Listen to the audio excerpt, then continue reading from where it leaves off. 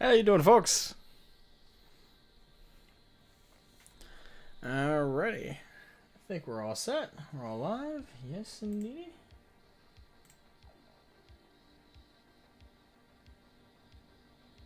Alright, looks like it. Hello. How you doing, guys?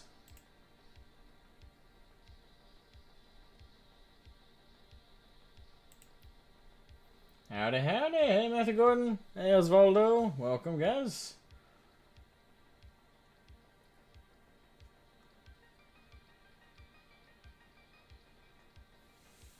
Alright.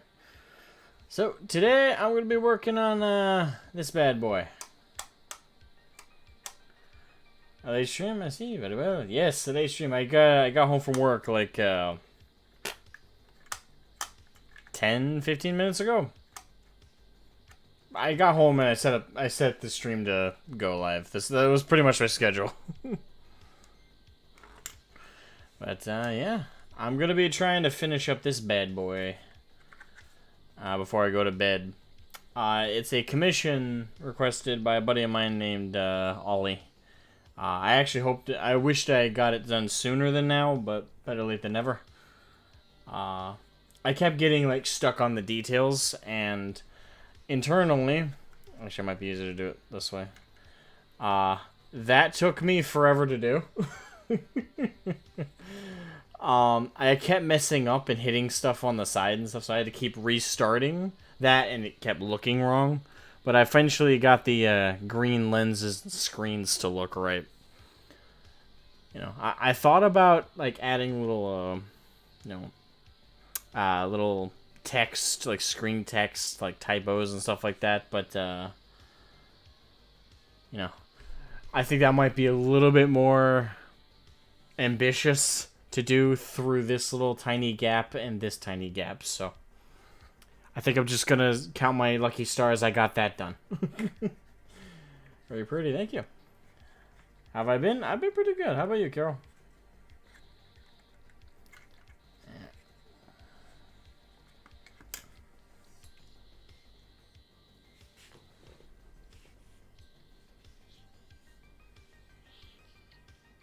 I'm listening to a very, very banjo-y song right now. Actually, well, no. Like, asking you guys to guess it off of nothing would be pretty stupid. I'm listening to Spider Bites Black Betty.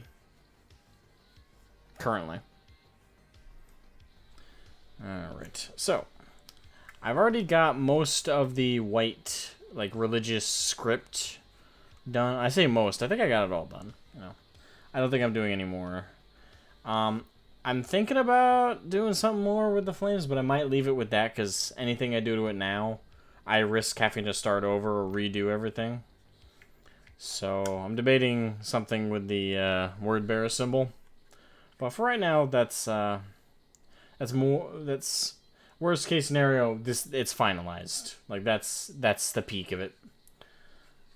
Power went out 2 days ago, so that was scary, but it came back on the next day at around 1:20 p.m. That was stressful. Yeah, sorry to hear that, man. We lost power here for a very short period 2 days ago. It was only for like a couple hours. And we lost the internet, though, for like most of the day. Alright.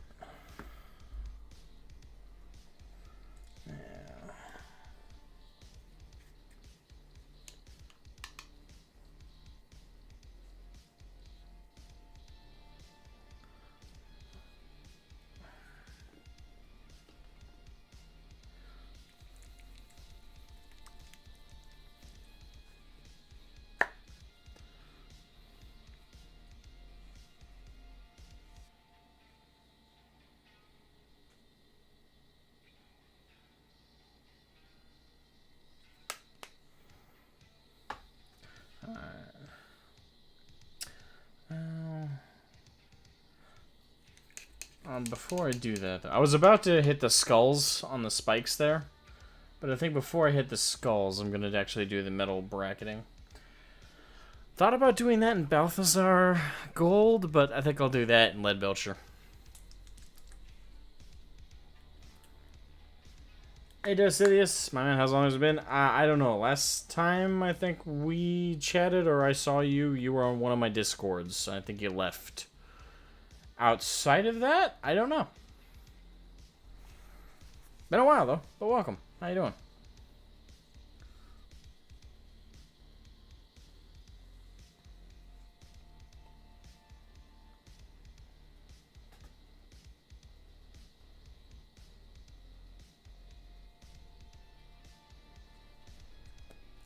There we go. Boom. Alright, get that nice and thinned. Boom.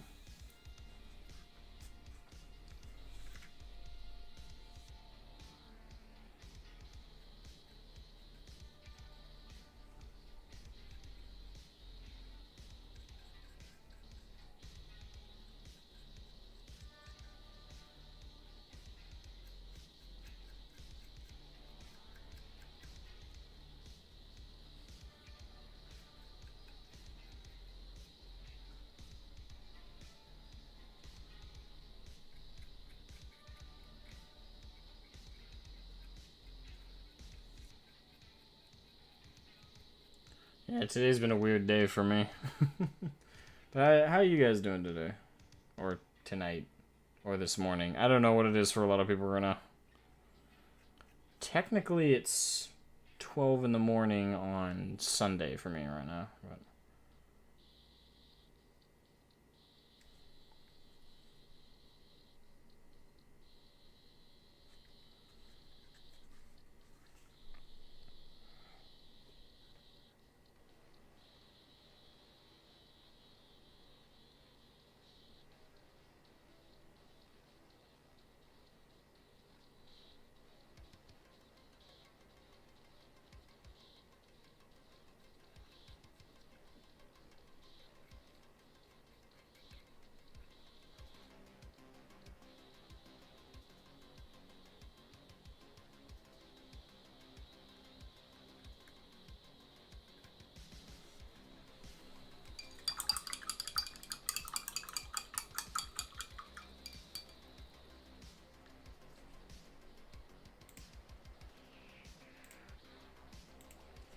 I was watching a VA stream. Voice actor stream for a bit? Which voice actors? They stream for a bit, seen alright. Or maybe go back to it later. Okay. Yeah, voice actor. Ooh. Which voice actors? Michael Kovac.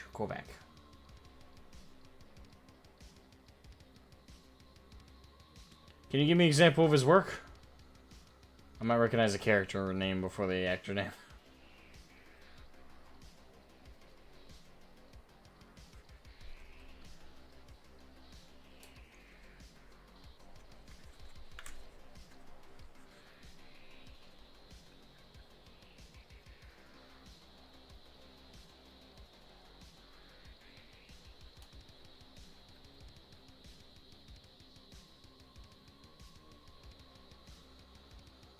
He was Angel Dust and Has Been Hotel. Oh, that one. Yeah, I heard some disturbing news about Has Been Hotel. I don't know how true it is. I heard the creators sold it out somewhere, and all like the original cast were replaced. I think that's been confirmed, but I'm not too into it, so I can't say. There's some other things as well? Oh, yeah. Well, I figured.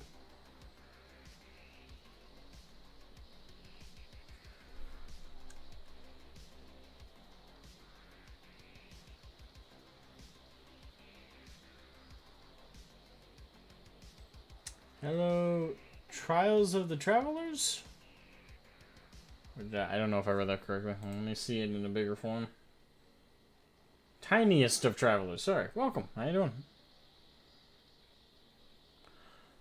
Currently, I am Trying to finish my word better. My word better Rhino. Well, it's not mine. It's a commission I'm doing for a friend.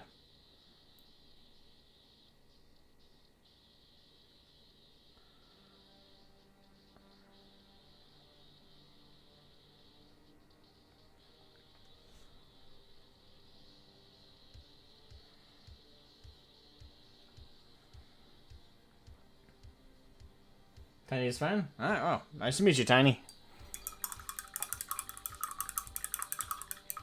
I actually had a friend with that nickname in high school. His name was not ironic. We called him Tiny because he was 4'2" at 18 years old. I think that means he legally was considered a midget, but I don't know the actual defining height for that, so don't quote me. Or I guess midget's not the right term. Little person? I don't like that term. Dwarf. He wasn't proportioned like a dwarf. He was proportioned like a normal person. I say normal. He was proportioned like an averagely heighted person. So, but yeah, we called him Tiny. His idea, by the way, not ours. Like, that was kind of the funniest part, is when he would introduce himself, he would always go, "You could just call me Tiny." And you have no idea how awkward it was for the teachers, like, day one in freshman year. Because he walks into class, he's this really short dude. And they'd see his name on the sheet, and they'd be like, "Oh, okay, you know, nice to meet you, Darren." He's like, "You can just call me Tiny." The teachers always froze up. They're like,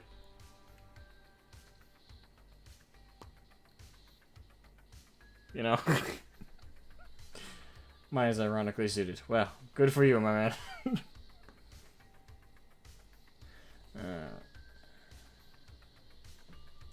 Yeah, I miss Tiny. I don't know what he's up to these days. I gotta check him out on Facebook.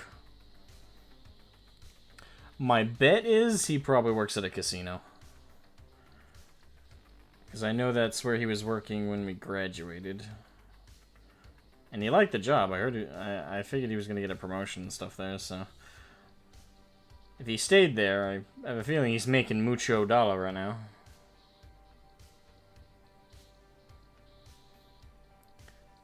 It'd be funny if I, like, checked in on him and he's, like, running for Congress or some shit.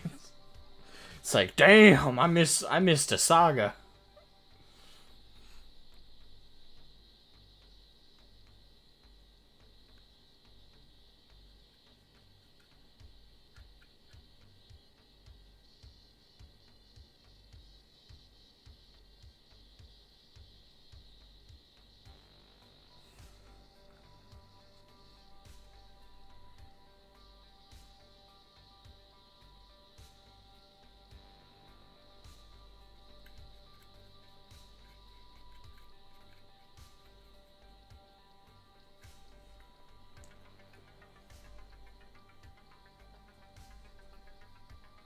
You're sick and... Hey, Billy. You're sick and coughing a bit? I'm sorry to hear that, man. I hope you feel better soon. I hope it's not, like, something serious. Like the flu or something. Just stopped in to say hi. Well, that's fine, man. Focus on your health. Get some sleep. Get some rest. Make sure to drink plenty of water. I would say fluids, but that's kind of a no shit kind of thing. Drink plenty of water. H2O. Don't drink what I'm drinking. Hope you feel better early. So do I. Hey, Undead Nerd, what's up? I'm currently painting my... again. Not mine. My friend's Rhino. Wordbear Rhino. I've made some pretty good progress on it. I painted the interior, or the amount of the interior I want to. And can. So I got those nice little screens. That was so fucking hard, by the way. Like, I had to... This is basically what I had to do. Like, just kind of reach in there and at an angle, do all the brush strokes. And what's worse was these ones, because I basically was grinding on the side. I know you're not playing the new Mortal Kombat, but I'm glad. Garrus is coming back. Garrus. I don't know that character. I don't know the whole roster by heart, so. Got whiskey myself. It's helping the headache. For now, it's helping. It will not help it later. Well, I guess it depends on how much whiskey you're drinking. I'm gonna set that down a second.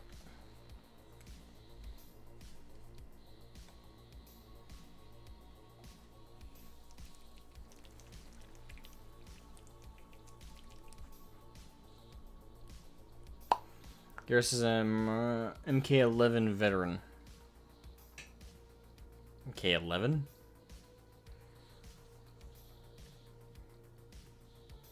The last Mortal Kombat I played was 10, I think. I don't recall playing 11. He's new. Okay. Explains why I don't know the name. Well, that and I don't memorize the roster too well. I remember my favorites, that's it.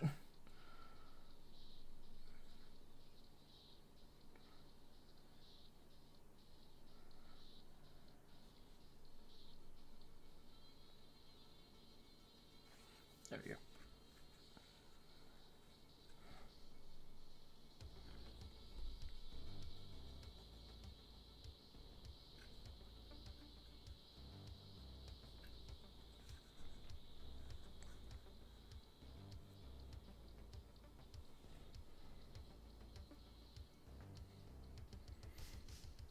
Maybe if Farrah and Tor. I think they'd be coming back, wouldn't they? I mean, they were popular in 10, so. If they're the duo I'm thinking about. The big brutish guy with like the sack on his head, and then the little girl with like the little arm pike shit.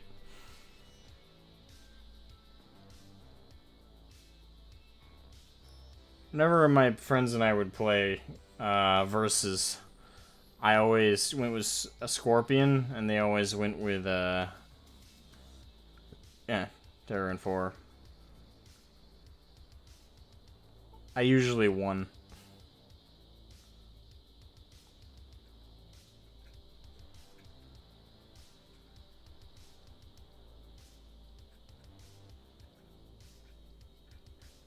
Yeah, I've had my fill of the Mortal Kombat franchise. I have no interest in the new ones. I'm not saying they're bad or anything, I don't know. But my interest is gone.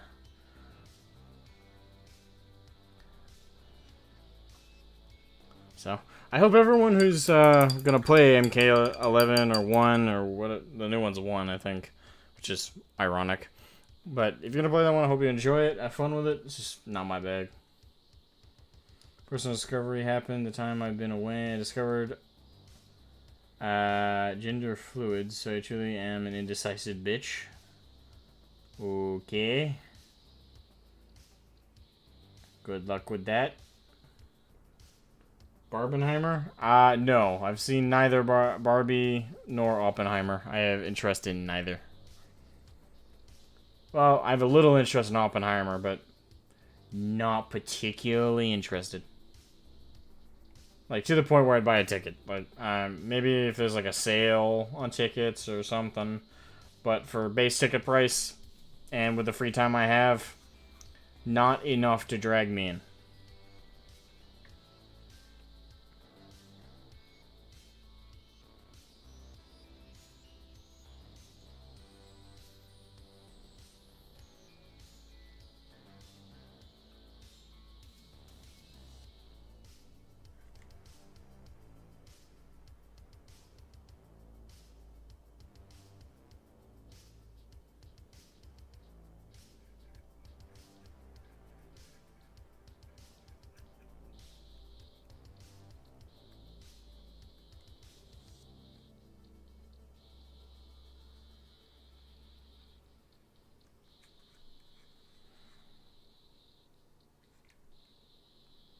That's done.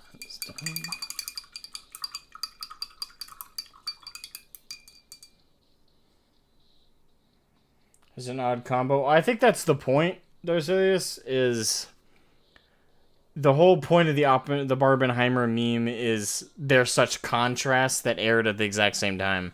It's like you have this bright, colorful, energetic girls' movie of Barbie, and then contrasting it on the opposite end of the spectrum is Oppenheimer. So it's the whole point of the meme is that they are just so contrasting.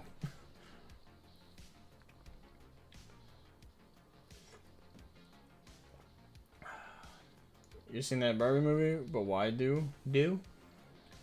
I mean, it's not really a film for guys.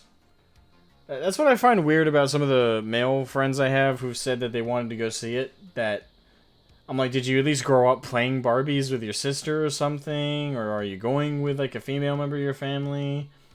Like, I'm not saying men can't be a fan of Barbie, but on average, I'm going to bet money most men aren't. So, for men who've never had interest in Barbie toys from Mattel and never really gotten into the lure, the interest, I'm curious where the interest comes from. It's not my bag, I'll tell you that. I don't know, maybe I'm weird. Maybe I'm the weird one in this case, but I have no interest. I grew up with Power Rangers.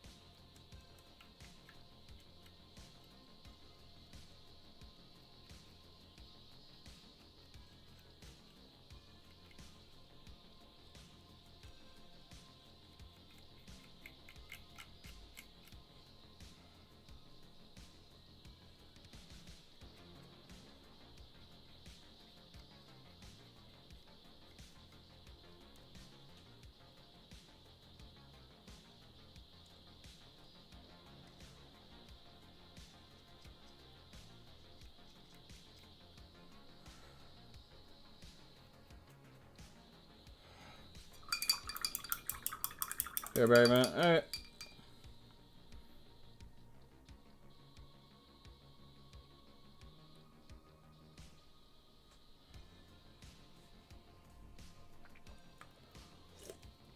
Power Rangers and Batman? Yeah. I'm Power Rangers mainly until I was a little bit older. It's kind of interesting considering my mom was super into like crime shows and stuff even when I was little. So at the same time, or at not the exact same time obviously, but at the same time I was like watching Power Rangers, SpongeBob, or Kamen Rider Dragon Knight, which by the way, I've always wanted to have like a super long rant about, you know, like I won't go into it here because it's expansive, but I really do think a lot of kids who grow up with Power Rangers, like little kids, once they hit like like when they're tweens or preteens, like 11, 12, maybe 13 exactly. I think most kids who were watching Power Rangers but feel that they're, you know, older for that then, at around that age, I would have them watch I can't say for all Kamen Rider, but for Kamen Rider Dragon Knight specifically. I think that's a good transitional like show because it's still Power Rangers but a little bit more serious. First of all, there's some grays. It's at the end of the day, it's still black and white, good and bad guys, but some of the grays with what the good guys act like you know, Kamen Rider Wing Knight, or Len.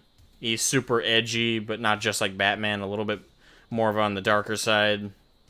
And the shows doesn't really have like the team kind of thing. It's heavily about like individual riders fighting the situations going on, and even then, like, other riders aren't clear-cut good guys like in Power Rangers, although I know there's always that 6 Ranger that starts out evil but then turns good. You know, we know that trope. But with Kamen Rider, it's like every rider we met until, like, the very end that wasn't Kit or Len was a bad guy. Like, I just think that it's 1 or 2 notches more mature than Power Rangers, like baseline. So I feel like it's a good transitional show to start getting, you know, a kid to think a little bit more maturely. Again, it's not like we're talking. I'm not talking. It's not like, you know, apples and motorcycles here between Power Rangers and Kamen Rider. It's more like apples and apple cider. You know, not non-alcoholic apple cider, I should say. Anyway. Big Trouble in Little China is one of my favorite movies. Yeah. Power Rangers is your childhood. I think it's a lot of people's childhood. It still is to this day, which kind of weirds me out. You know, the show's still going.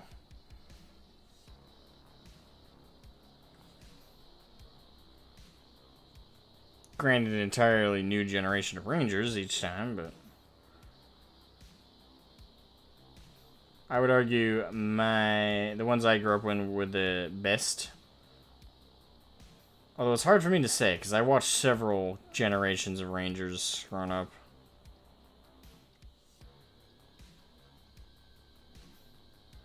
But yeah, so back to the Kamen Rider, like, comparison with Power Rangers for, like, slightly more mature. Like, what I like a lot about Kamen Rider Dragon Knight as, like, a transitional show from kid to, like, little slightly more mature kid is in Kamen Rider Dragon Knight, they actually have death in the show. Granted, it's undone at the end of the show, and it's not called death. Like, in the show, it's introduced that Kamen Riders can be killed in battle, and oftentimes by other riders. And when they do, they fade into, like, dust. And when it happens the first time, when Len, as Wing Knight, vents... I can't remember the Kamen Rider, but it's the crab one, I think. When he vents him, you know, Kit asks him, like, oh, what happened to him? Where'd he go? Is he coming back? And Len says, he's never coming back. He's gone for good. He's been vented. And again, it's like adding death to a kid's show, but without calling it that. Like, still keeping that level of severity out, but giving a kid a good approximation of it. Again, I just think there's a lot of tropes and stuff in Dragon Knight that if you're a Power Rangers fan, if you go to one to the other, again, it's just that one step, like, above that really kid cartoony level that normal Power Rangers has. No sex, of course. I'm not Anthony Padilla.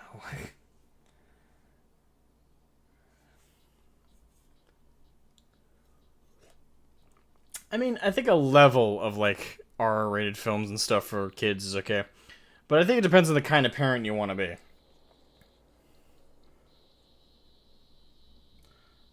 I'm the kind that I want my kids to grow, and I want them to grow prepared for life.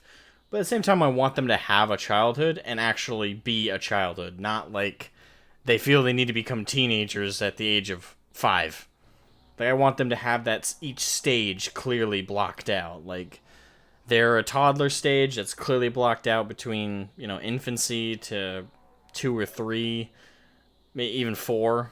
And then from 5 years old to 11 or 12. Well, I'd say about 10, actually. From 5 to 10 is little kid stage, and then preteen stage is 11, 12. And then your teenage years, 13 and on until 18 years old. I want each section blocked out for what they experience. You know, that's me as a planned parent.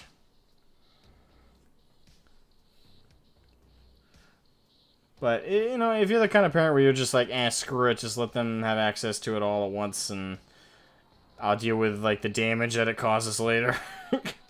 Have at it.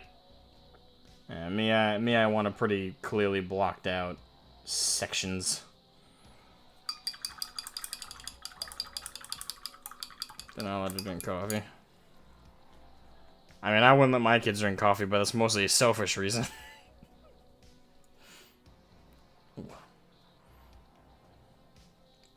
Sentai is a jump because they straight up show blood. True. But, you know, we're talking Power Rangers, not Super Sentai for a reason here. It's the Japanese.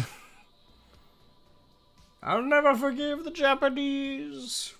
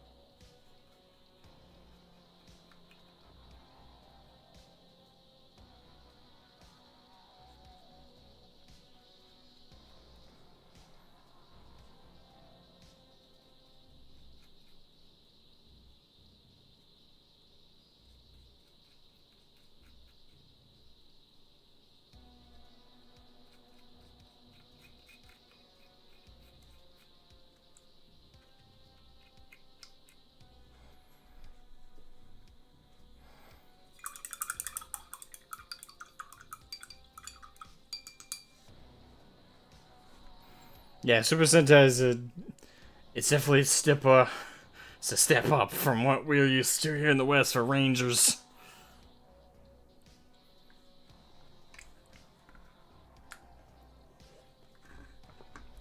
Animatrix hentai? Question mark. I don't recall the Animatrix having hentai. Some borderline scenes, but not quite.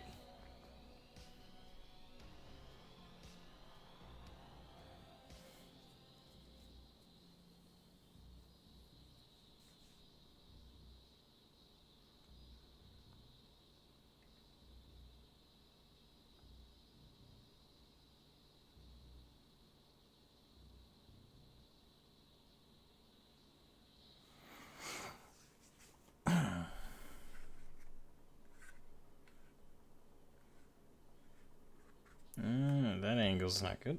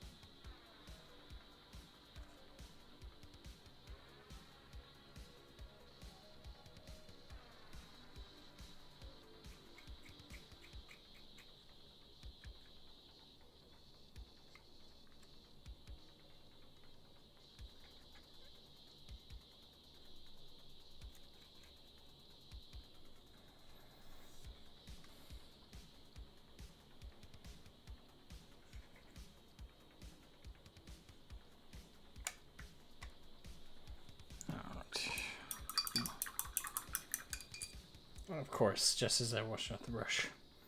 Welcome back to Osiris. We just had a conversation about Power Rangers, Super Sentai, and Kamen Rider Dragon Knight. Although I'm the only one who talked about that last one.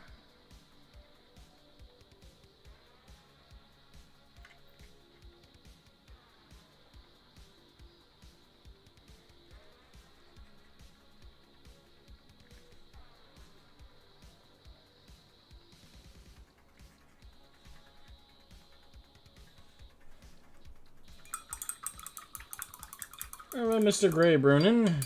Brownin? Blessed middle box, indeed. Yeah, I'm currently, yeah, that was a bitch to do. I know I keep telling that to, like, everybody who joins the stream, but I have to stress it. That was a bitch to do. But, I've been, painting this together for my buddy. My buddy commissioned me to do it for him, so making sure he gets his money's worth.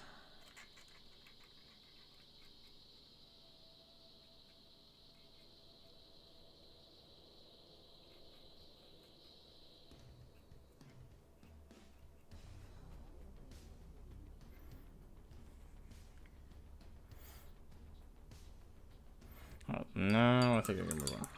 Very nice, thank you.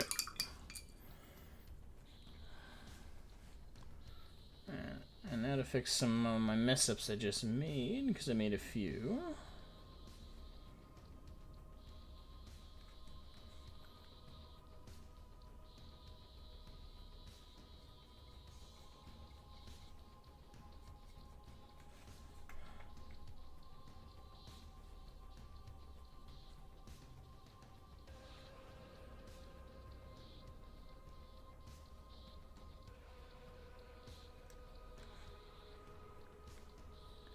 I accidentally brushed the side of that, so hopefully that'll camouflage it.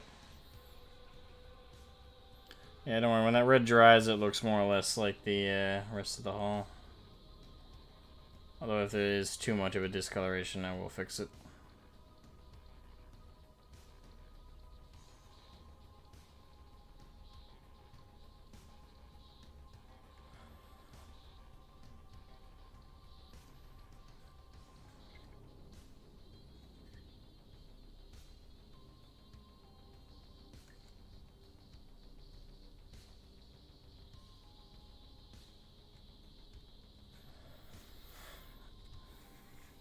Have you seen the trailer for Napoleon? I'm excited, but Napoleonic fan.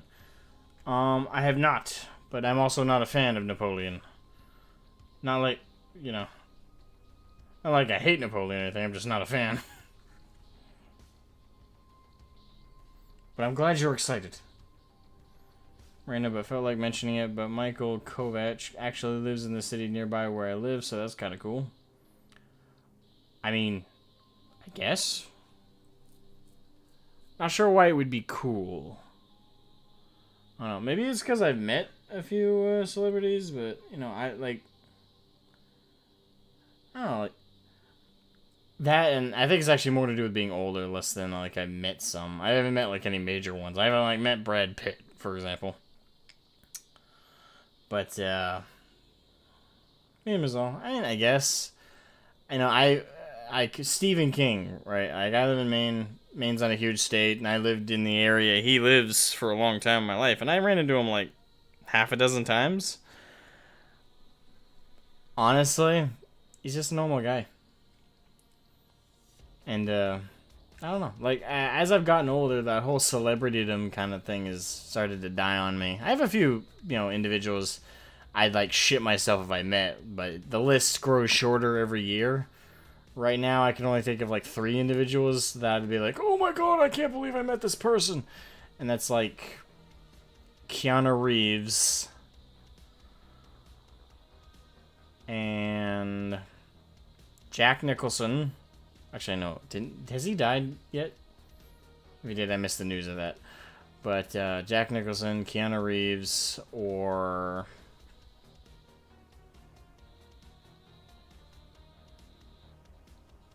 I think that's it.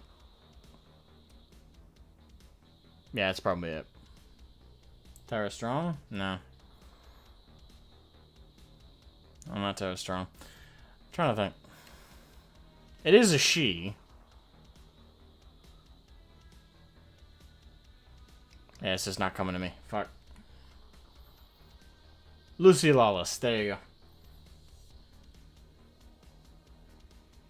Hey, Treads, welcome. After all the drugs Stephen King has done, it's a pretty big compliment for you to consider him normal. Well,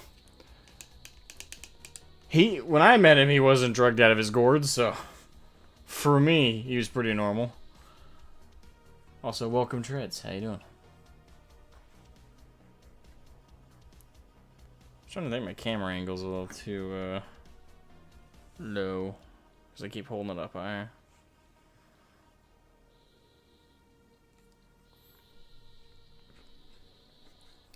There we go. It's a little bit better.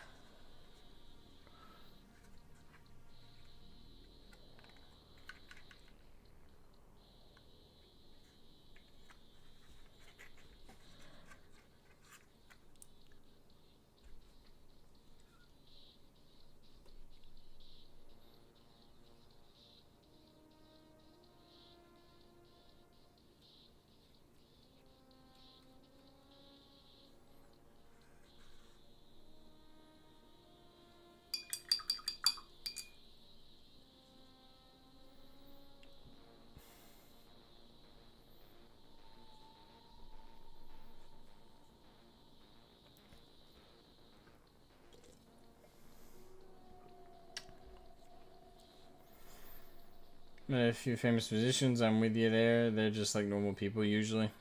I mean, all the celebrities I've met. I met Stephen King. I met Alec Baldwin. Once. For a very short amount of time. I would say, well, meeting might be a strong word. I ran into him in a pharmacy. Didn't even realize it was him until, like, the lady at the counter said, "Oh my god, it's you!" You know, and then that whole fan freak out thing. I don't know.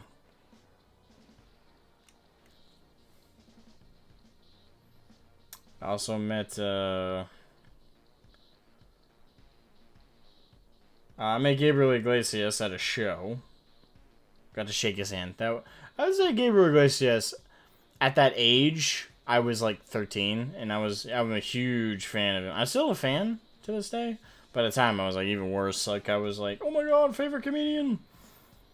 And I got to meet him at a show, and I damn near lost my mind. He's really soft. I'll never forget that. Like I hugged him, and it was like the ultimate pillow. I was like, holy shit, man.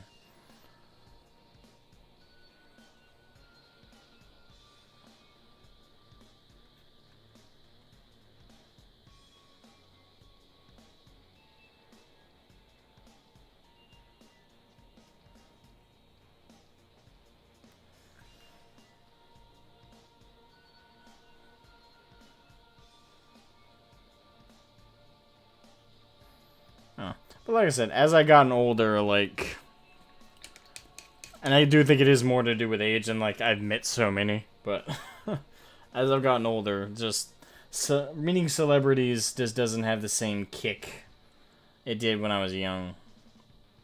I act like I'm old, but when I was younger, I think with just age, you just start to realize that though you put them on the pedestal of like a god, they're normal people. They make mistakes, they have dumb opinions, they do dumb shit. They probably have, like, jaywalked on a regular, run a red light or two. They don't walk on water, they're just people. So, I don't know. I certainly encourage people to think like that, like me. Like, don't put too much stock into celebrities. It really just isn't wise. Well, put literal stock in them, like, if you're, you know, that kind, but don't believe the hype. At the end of the day, they're just people. Extremely lucky people, in a lot of cases, but just people.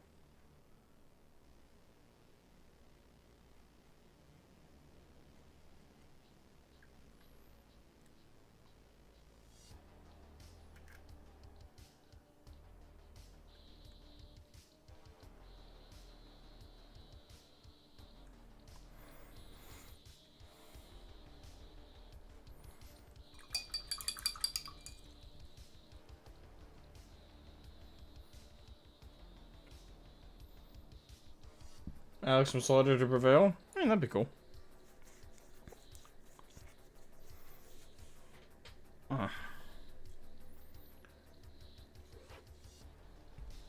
I would love to meet the guys behind Powerwolf. Like, I'd like to meet the whole band. I don't think I'd geek out too like crazy. I mean, I'd be like, metal, yeah. I'd take pictures, you know, it'd be cool. I just don't think I'd have like a fan freak out though.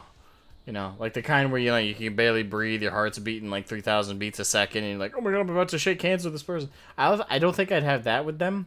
I think they just cool dudes. You know, it's just like, I'd like to have a beer with you.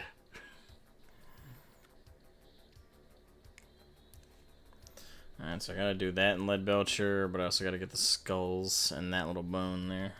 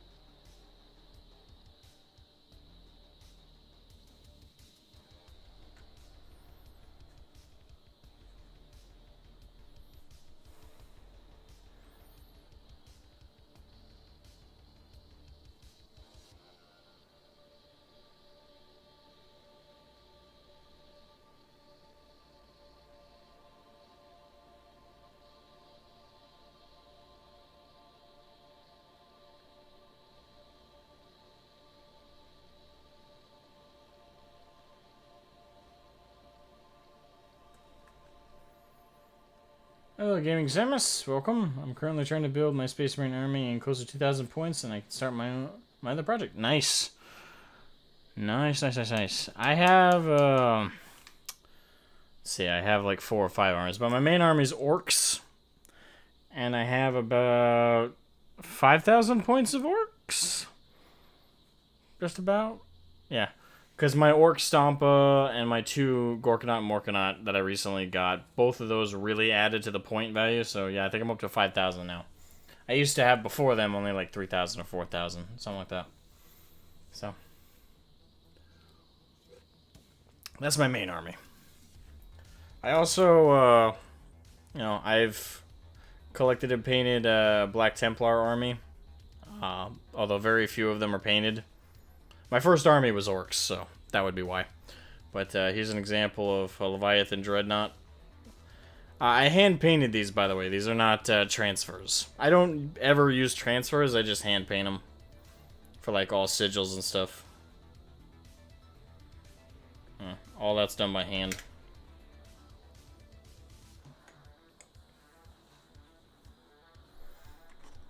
Yeah, and this right here is a commission that's painted by the way, hand painted by the way. This was commissioned by a buddy of mine. Wanted it word bearer's style. So yeah. Even though he told me he didn't really care about the interior, I decided give it a coat of black and then dry brush metallic to give it that like faded metal look. And I even went to the effort of, though he won't probably care too much. I went to the effort of making the screens all lensy. So yeah, I'm currently just doing finishing touches for the most part, doing last bit of base coats. I'm going to do wash stage, all that fun stuff.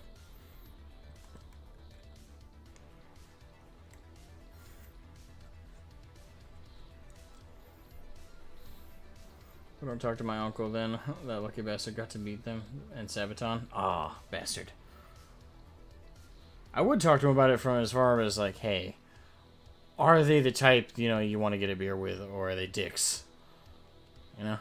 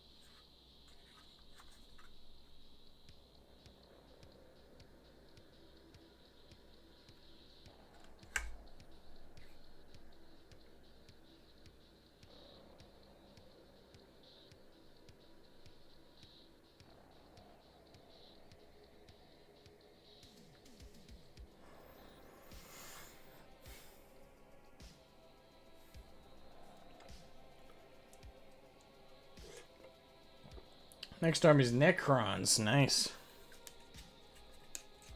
Do you have advice on painting treads? I suck at it, and ironically, I play a lot of bolt action with vehicles on treads. So I assume you mean like these treads. If not these kind of treads, I'm not sure what you mean. Treads. You just paint them a metallic? Like, typically a lead belcher or a gunmetal, and then you do like a black wash or some kind of fade on them. Unless you're doing very advanced weathering, and then you do like probably like a dry dab with like a sponge of like brown and black and stuff like that.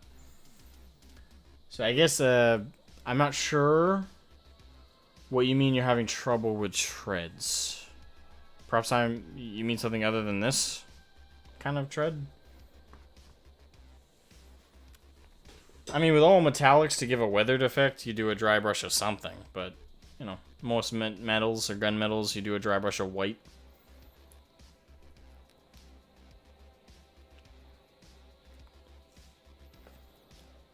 Oh, you drop a follow? Well, I appreciate it. Thank you for dropping the follow. I much appreciate it. And you gotta leave. Have a good one. Hope you have a great day, night, whatever it is for you.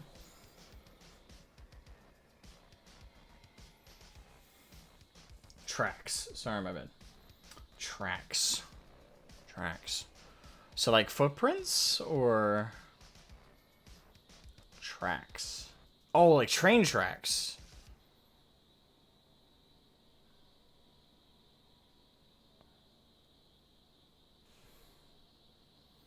Wait, train tracks? Alright, so, well, if we're doing tracks as in, like, footprints on, like, snow or dirt, I don't know if that would work, though, because you said painting.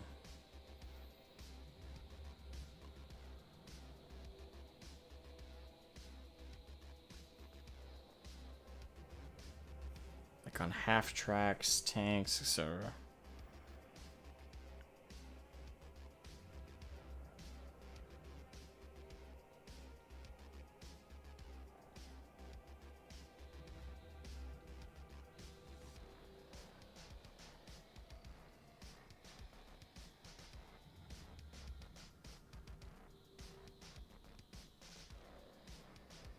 No, I don't care. Fuck off.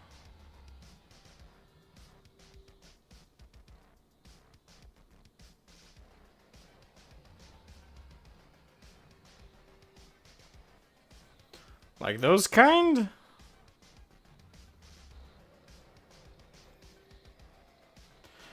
Because if so, I repeat what I said before. I mean, if you want to go with something a little dynamic looking, I'd say start with a black base coat, then dry brush with a metallic, like a gunmetal. Not too heavy. Hey, Pierce. Welcome. Yeah, so if you're talking about those tracks, you know, similar to these tracks. Again, just a gunmetal. It depends on how detailed you want to be. For miniatures, it's just fine to just do straight metal and leave it at that, like a full coat of lead belcher. You know, kind of like that, or like I've done here. You just paint them.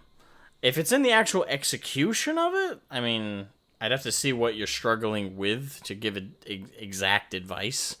But generally, it's again just a coat of a solid metal, or if you want a little bit more dynamic, do a base coat of black, medium to light dry brush with a metallic, and then if you want to do some weathering, dry brush of white over that, or maybe, you know, if you're going for more of a dirtying effect, do a dry, like, take like a sponge or a sponge-like substance, dab it in like a dry palette of brown, do a coat of that, then do some black, and that'll give an effect of like dirtiness.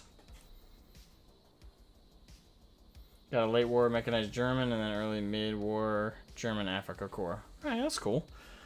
You know, I'm thinking about getting a Conflict 47 army. I'm debating either between the Germans or the Soviets, because they look the coolest, but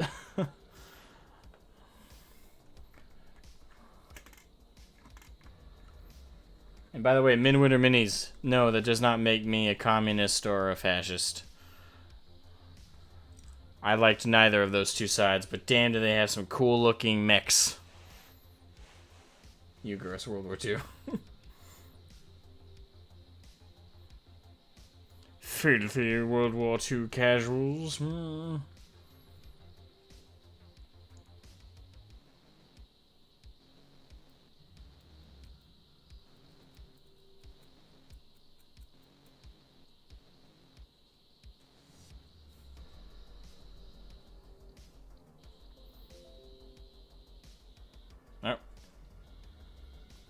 Something happened to my camera feed.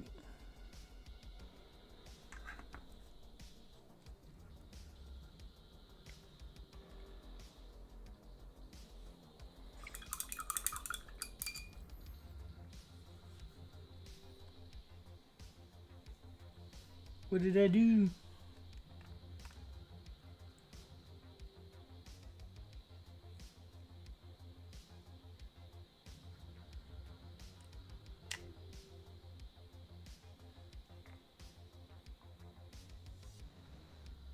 Wait, what?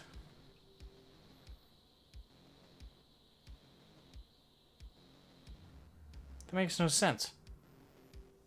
This is how it's even connected. What?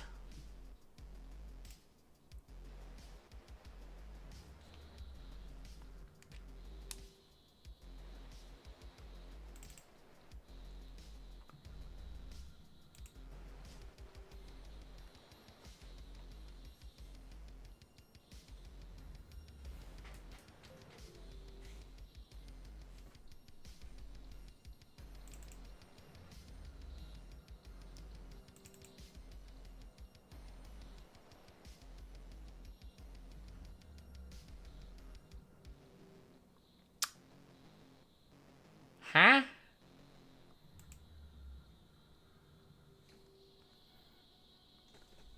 This technology does not make sense to me.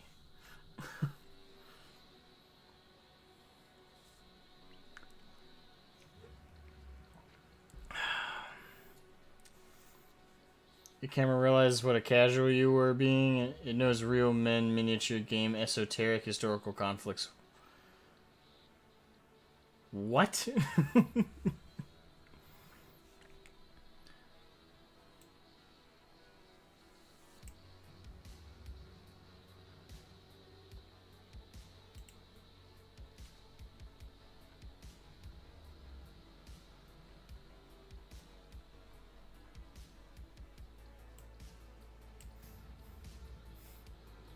Oh well, I guess if it's still working, I'll leave it at that. I don't know.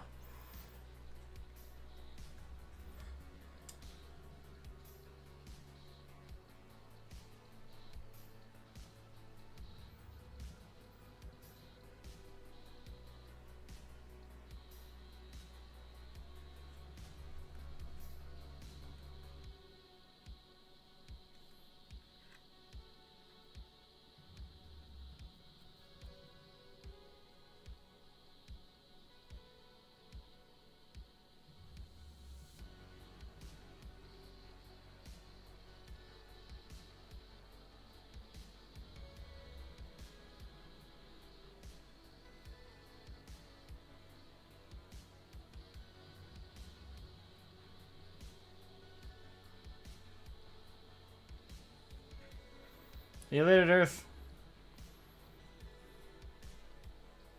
Hopefully next time. Yeah, see you. Hopefully see you next time. This entire miniature game is meant for refighting crap like the War of the Spanish Succession, the Second Italo-Ethiopian War, etc. Historical miniature guys go hard on their niches. I mean, yeah, I think we all know that. I mean, they can't. I'll tell you this: the historical miniature wargaming dudes are wicked hardcore. I mean, if you know anyone who plays bolt action, they play bolt action. I mean, don't get me wrong. As a Warhammer nerd, I consider myself pretty fucking dedicated to my hobby. Like, I've spent way more money on this shit than I ever care to admit. But the historical guys I met, like, they have some not only do they have some cool shit, but the level they like get into it is pretty nutty.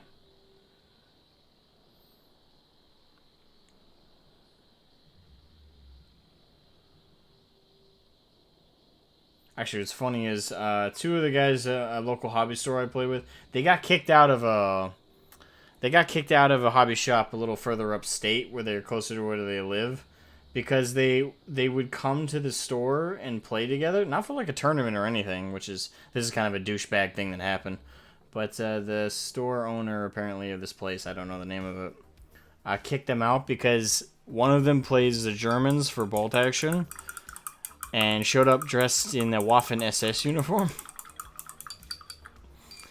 With a Nazi, armband.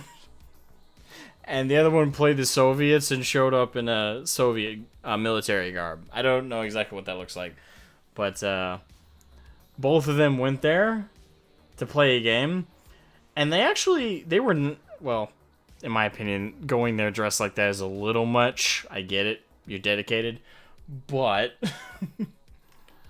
uniformists went super hard, though. I mean, we can have a discussion about Hugo Boss design and shit all we want. But point is, they went dressed like that, and they chose a day, credit to them.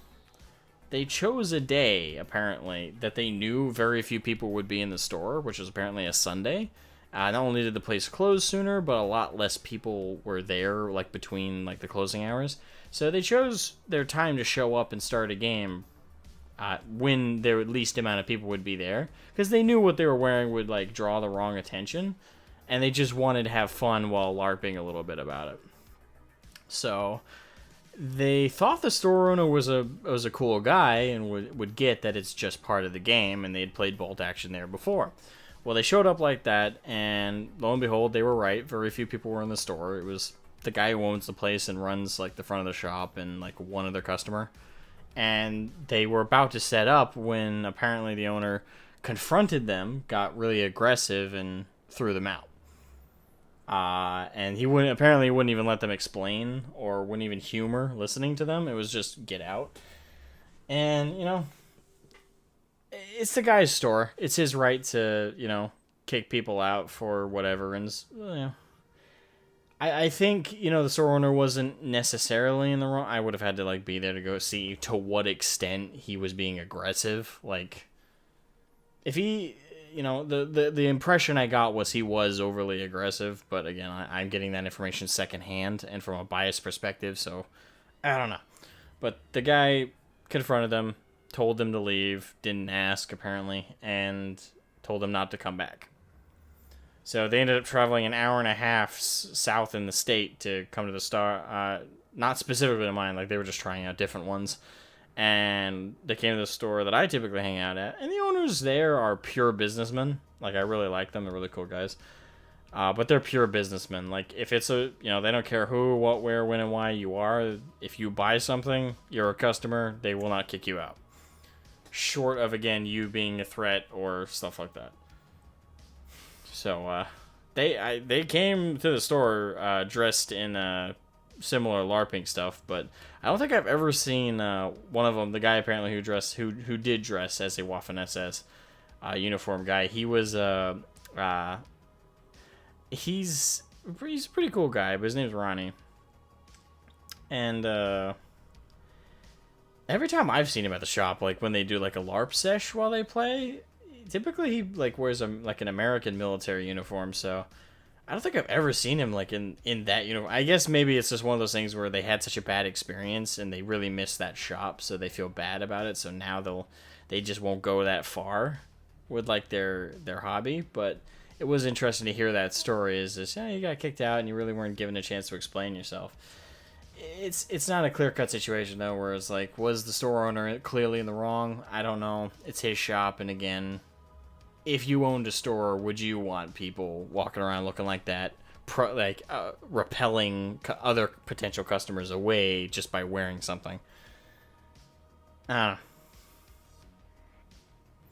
But that was interesting. I got to learn. But again, I've never seen Ronnie like wear the apparently infamous uniform. I don't even know if he has it. I've never asked. But yeah, he's never tested it at the game store I go to.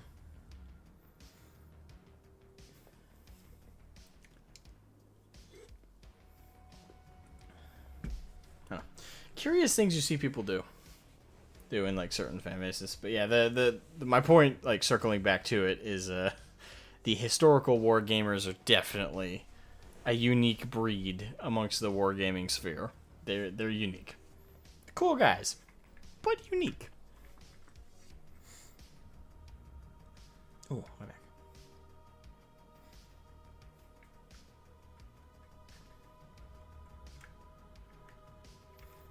Wore a Grim Reaper outfit once to a comic book store. Nobody questioned it, and some even backed away from me.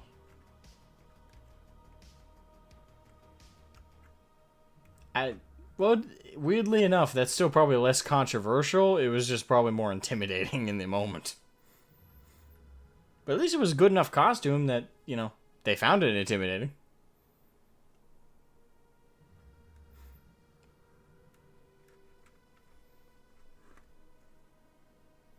That's the sign of a good costume.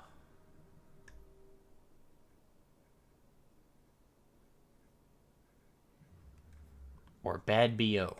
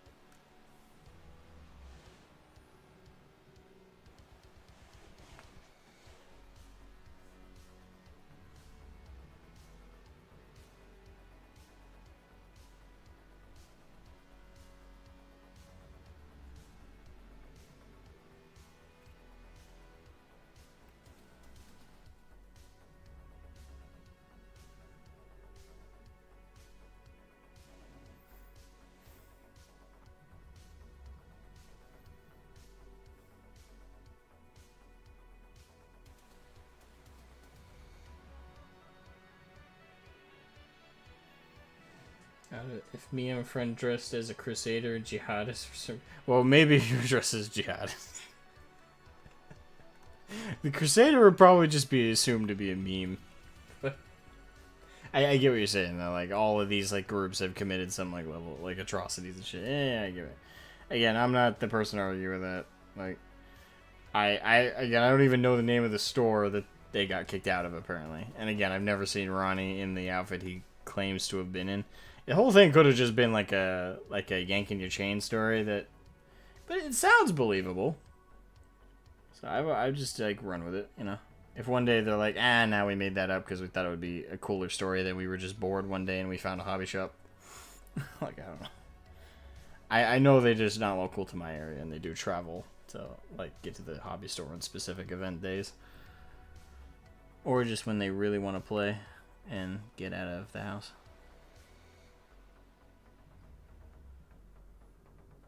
They don't play Warhammer. I know that, so I don't end up talking to them too much. They're just regulars there, though.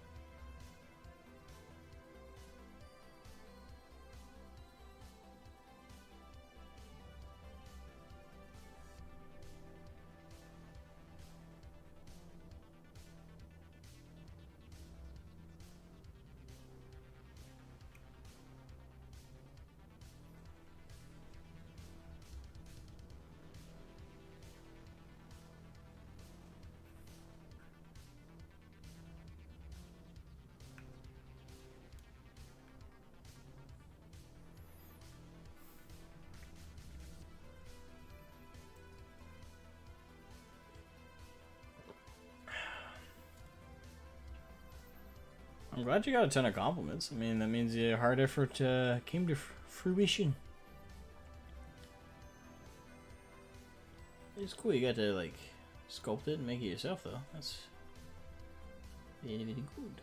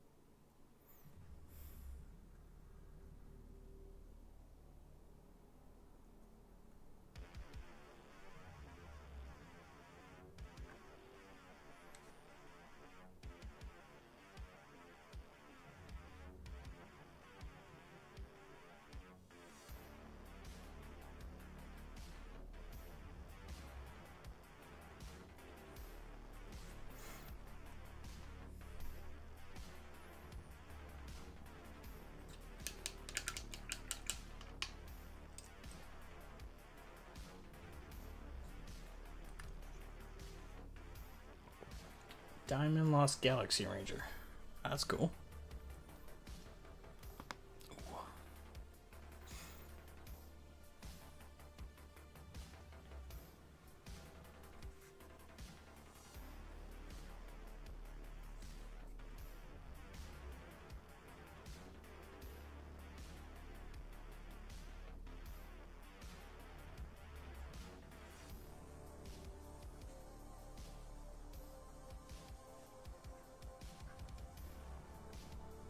Not exactly sure what to do with this. I thought about like painting it a skin color, but I don't know. It looks so flat there that it should be also like a metal plate. I don't know.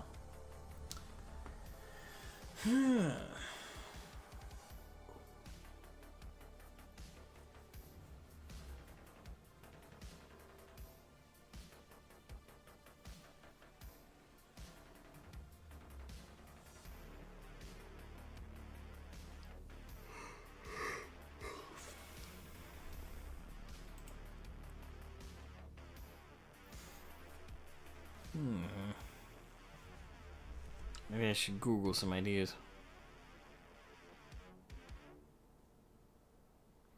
I mean, really, it just comes down to, do I paint it a metallic? Make it look like something in the metal is trying to shift out? Or do I paint it a skin color and make it look like skin has been grafted to the back of the ship? But if that's the case, how do I paint the thing it's connected to? I don't know.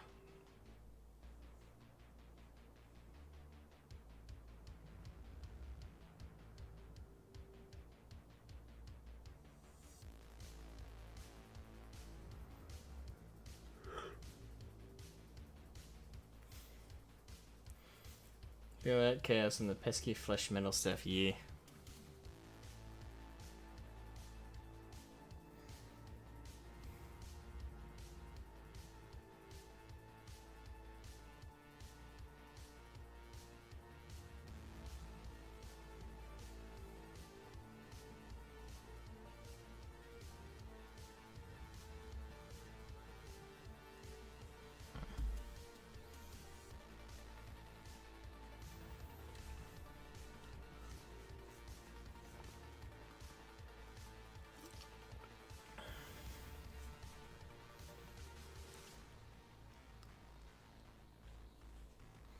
We spoke a lot about Power Rangers today. I did not expect that in a war, in a mini painting stream, but B, a Warhammer mini painting stream. Oh, talk about an interesting contrast for the day.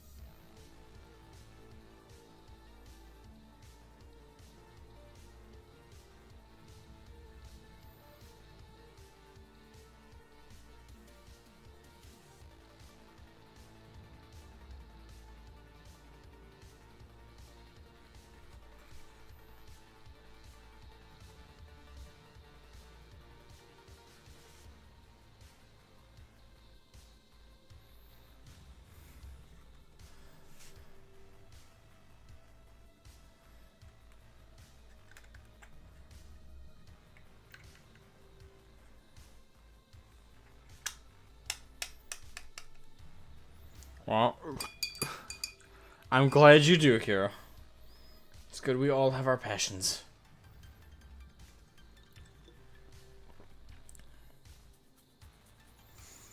I'm debating on whether I'm good to start the wash stage or not.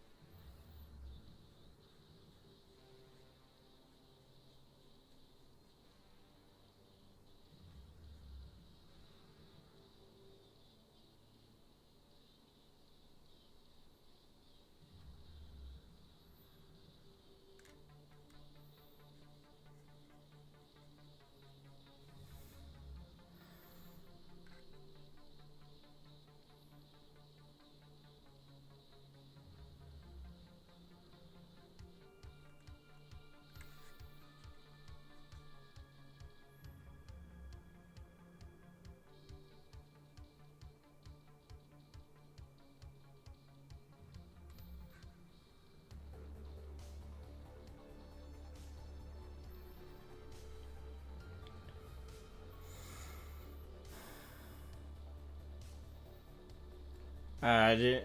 Well, I got specifics, and didn't at the same time. When it comes to commission work, I tend to find getting specifics out of my clients is like pulling teeth, which is sometimes frustrating. Because, people would assume it's not. It's like, oh, if the client doesn't give you details, it means you can do what you want. Well, no. Because if you don't press for details, and you just assume that they're okay with you doing anything, then oftentimes what the result can be, you do something. For example, me doing this. I might, like, the client didn't specifically ask me to do this, which my client did. Ollie, my friend, said, hey, can you put the word bear's symbol on the side? I went, okay, do you want the modern version or pre-heresy? He said pre-heresy because it'll be easier to do, which it is. Because the pre-heresy was just a book on fire.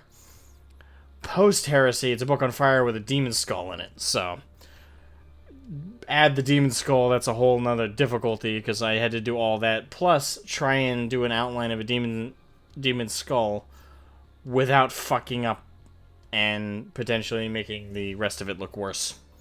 So yeah, long story short, yes, I have specifics from the client, but I very rarely get specifics.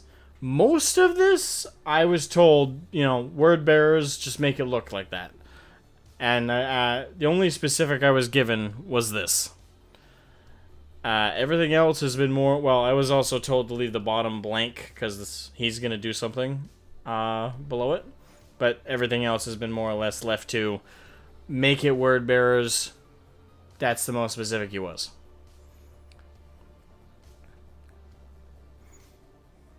So, yes and no.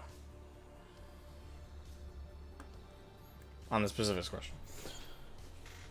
But for anyone interested in doing commission work of any kind, whether it's mini painting or drawing or music or whatever, always ask the client for specifics. Because if you don't, and you do something that... The worst part is people always know what they don't want done to something, but they don't always know what they want done to something, if that makes sense. So, always ask. Prod. If you have to, drag the answers out of them with extreme prejudice. Because if you fuck up and did something you thought was just cool, it may not be how they interpret it, and they will be very pissed if you just added something of your own volition. And again, it's just an argument not worth having. If it can be avoided by simply asking a few preliminary questions beforehand. And if you're someone interested in commissioning someone for something, prepare specifics. At the very least, have a laundry list of things you don't want done to it. It's like, hey, I want you to paint this miniature, but don't do, and then just write everything you can think of. Or, more promptly, be specific about what you do want, and that'll usually sort out what you don't want done to it. One of the two. But have a list ready. If you just go and commission something and then you're like, I want a landscape.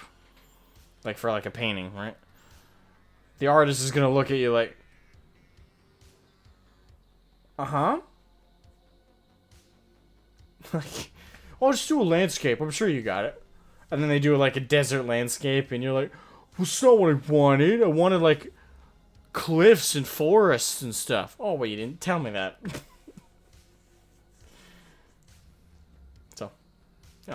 Just avoid the frustration. Both sides, as a commissionee, you're doing commissions, ask questions. And if you're commissioning someone, provide the answers even if they don't ask.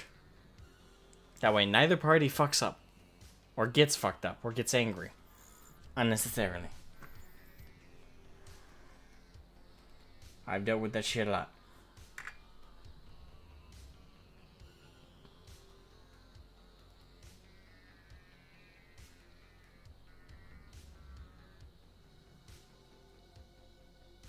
Although I will say this, if a client ever does come to me one day and just says, surprise me, I will, like, reshape the vehicle. Like, for example, if it's, like, another Rhino and they're like, hey, surprise me, and they don't tell me anything, like, chapter, and I'm just gonna say, fuck it, and I'm gonna make, like, a clown car.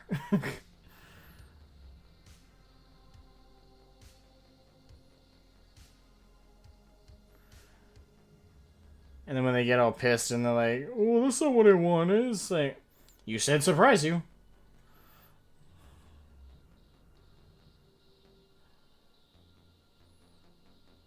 Could come off as a little passive-aggressive, though.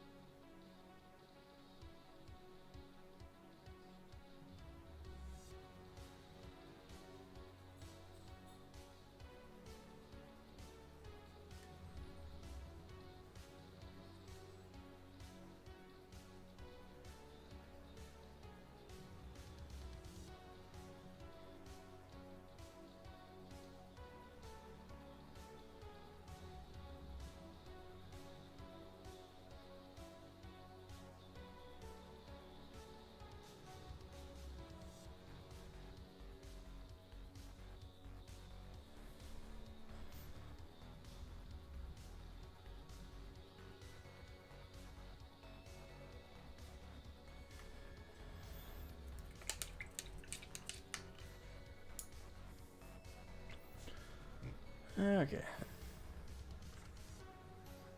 think I'm almost ready for the wash stage. Again, I don't know what to do with that.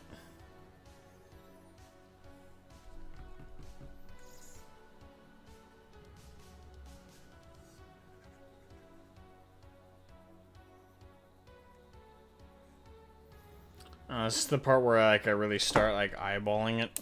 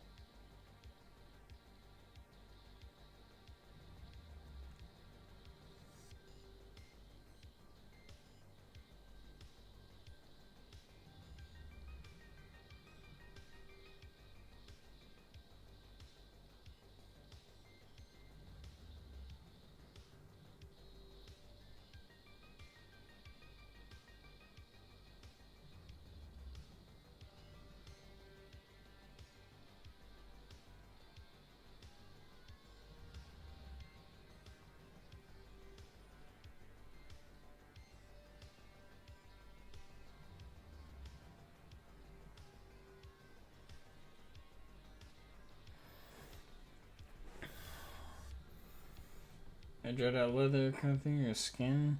I was thinking of skin.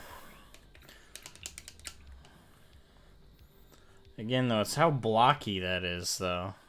It's literally just a random block on the ass end.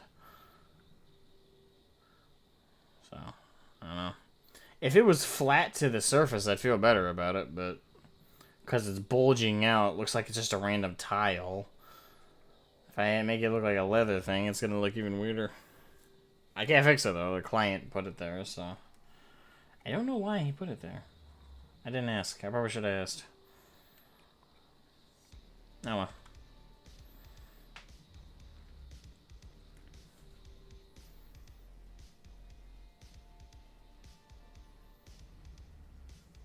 I don't think that's weird to say at all. I mean, like, there's a reason A Joy with Painting was so successful for Bob Ross, and why so many people know who he is.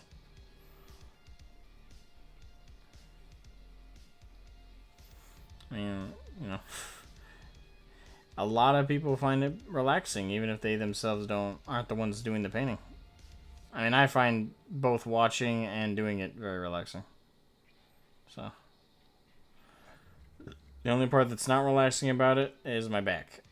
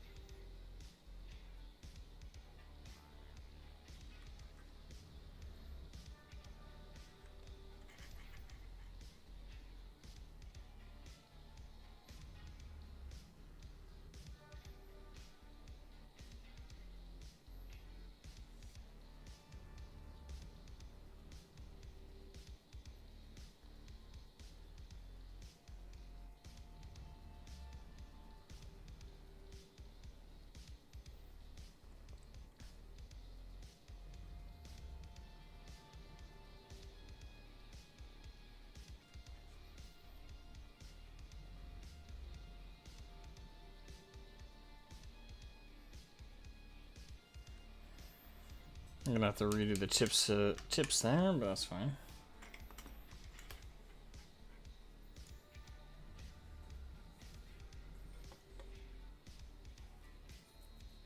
Oh, that's cool.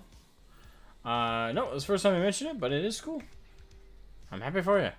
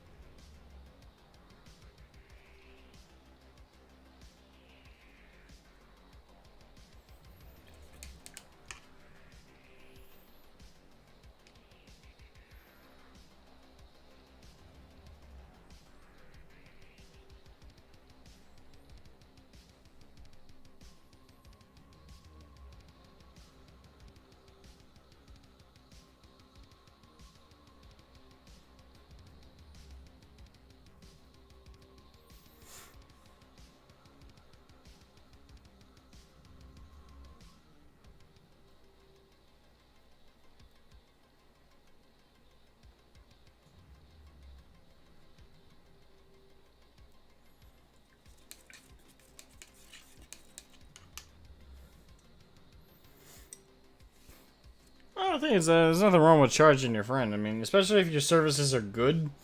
I think you should always...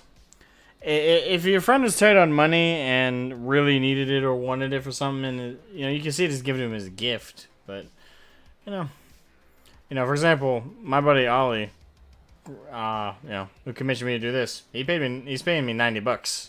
Or he paid me $90 to do it, so... And, I feel no qualms about it. I mean, it's a lot of work. It's a lot of time. I'm putting in a lot of effort.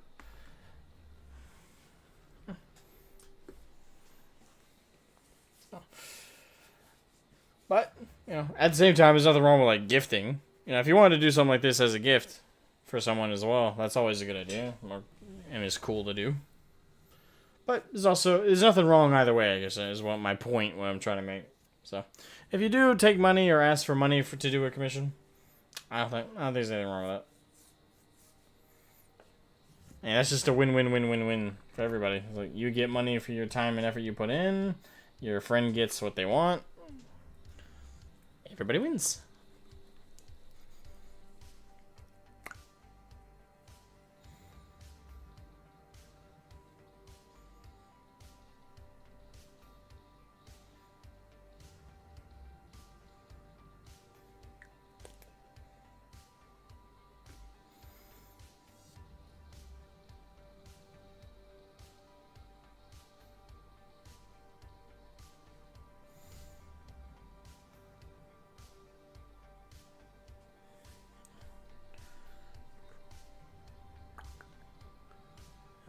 There you go.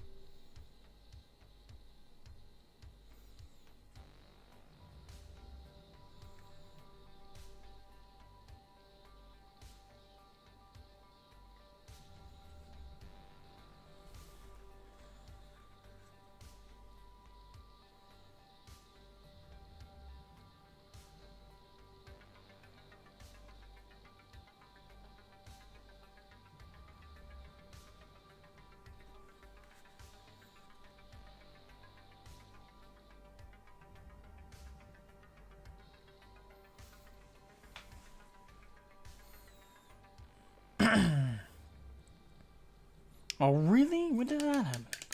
I just noticed I nicked part of the side of it with the lead belcher. Of course I did.